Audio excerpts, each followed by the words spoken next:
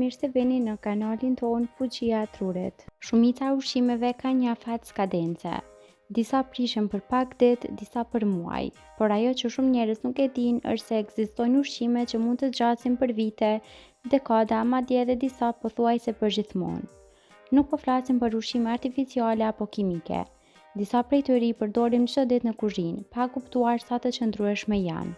Arsyeja pse këto ushqime zgjasin kaq shumë lidhet me mënyrën si janë krijuar natyral. Disa kanë shumë pak ujë, disa janë tepër acidike dhe disa krijojnë ambiente ku bakteret nuk mund të mbijetojnë. Por ka edhe një detaj interesant. Shumë prej këtyre ushqimeve janë përdorur nga njerëzit prej mijëra vitesh pikërisht sepse nuk prishen lehtë. Para se të vazhdojmë, bëni subscribe që të mos humbini asnjë video me përmbajtje me vlerë. Mjalti. Mjalti është ndoshta ushqimi më i famshëm që nuk prishet pothuajse kurrë. Arkeologët kanë gjetur kavanoza me mjalt në varret e faraonëve egjiptian që ishin mbi 3000 vite të vjetër, dhe mjalti ishte ende i ngrënshëm. Kjo ndodh sepse mjalti ka shumë pak lagështi dhe një sasi shumë të lartë sheqeri. Bakteret dhe mikrobet nuk mund të jetojnë lehtë në një ambient të tillë. Gjithashtu mjalti ka aciditet natyral dhe substanca antibakteriale që e mbrojnë nga prishja.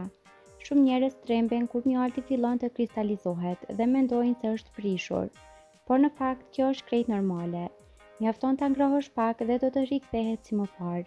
Nëse ruhet mirë dhe nuk futet ujë brenda, mjalti mund të zgjasë praktikisht përgjithmonë. Kripa. Kripa është një tjetër produkt që nuk prishet kurrë. Në fakt, kripa është përdorur për mijëra vite për të ruajtur mishin dhe ushqimet e tjera para se të ekzistonin frigoriferët. Arsyeja është shumë e thjeshtë. Bakteret nuk mund të mbijetojnë në ambiente me shumë krip.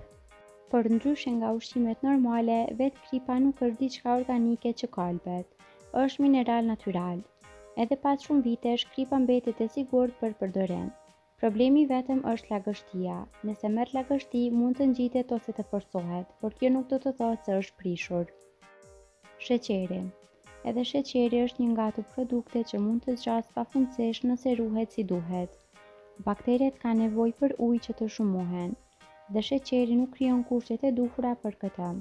Prandaj, nëse mbahet në vend të thatë dhe të mbyllur mirë, ai nuk prishet. Shumë njerëz vënë re që sheqeri forcohet ose krijon kokra pas një kohe të gjatë dhe mendojnë se duhet hedhur, por zakonisht problemi është vetëm lagështia. Në shumicën e rasteve ai ende mund të përdoret normalisht. Orizi i bardhë. Jo çdo lloj orizi zgjat shumë, por orizi i bardhë është i njohur për jetëgjatësinë e tij. Kur ruhet pa lagështi dhe në temperaturë normale, mund të zgjasë për dekada. Disa rezerva emergjence nëpër botë ruajnë sasi të mëdha orizi pikërisht sepse mund të qëndrojnë për shumë vite pa u prishur. Ndërsa orizi i kaftë prishet më shpejt sepse përmban më shumë vajra natyral. Sa më i thatë dhe izoluar të mbahet orizi i bardhë, aq më gjatë mund të zgjasë. Uthulla. Uthulla është një tjetër produkt që pothuajse nuk prishet kurrë. Ajo është aq acidike sa shumica e baktereve nuk mund të mbijetojnë në të. Madje, uthulla përdoret prej shekuj për konservimin e ushqimeve. Ndonjëherë mund të ndryshojë pak ngjyra ose të krijojë sediment në fund të shishes, por zakonisht kjo nuk do të thotë se është prishur. Shumë njerëz kanë në kuzhinë shishe uthulle prej vitesh dhe ato vazhdojnë të jenë krejtësisht në rregull për përdorim. E vërteta është se disa ushqime janë shumë më të qëndrueshme se sa mendojnë. Shumica e njerëzve shohin datën e skadencës dhe mendojnë se ushqimi bëhet menjëherë i rrezikshëm, por në realitet disa produkte mund të zgjasin për vite të tëra nëse ruhen si duhet. Sigurisht kjo nuk do të thotë që çdo ushqim i vjetër duhet konsumuar pa kujdes. Era, lagështia, myku dhe mënyra e ruajtjes kanë shumë rëndësi. Është interesante të mendosh që disa nga ushqimet më të zakonshme në kuzhinë mund të mbijetojnë më gjatë se sa imagjinojmë. Kaq për këtë video. Faleminderit që na ndoqët dhe për më shumë video të tilla bëni subscribe, like dhe comment.